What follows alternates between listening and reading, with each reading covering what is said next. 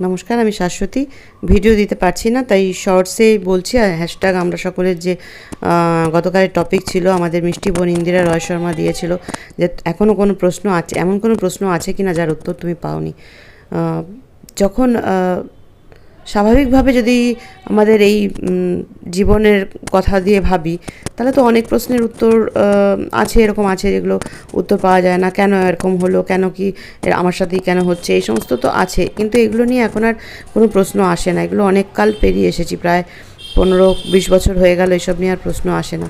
কিন্তু আমি এখন যেটা জানতে চাই সেটা হচ্ছে যে এই যে বিশাল মহাবিশ্ব, এই মহাবিশ্বের তো একটি মানে ক্ষুদ্রাতি ক্ষুদ্র প্রাণী আমি, কোথাও একটা কোণে পৃথিবীর এক কোণে আমি রয়েছি। তো জানার কি কোনো শেষ আছে? এই মহাবিশ্বের যে অপার রহস্য, এর তো জানার কোনো শেষ নেই। তাই জেনে চলেছি, জানার চেষ্টা করে চলেছি, কিছুই তো এখনও জানতে পারিনি।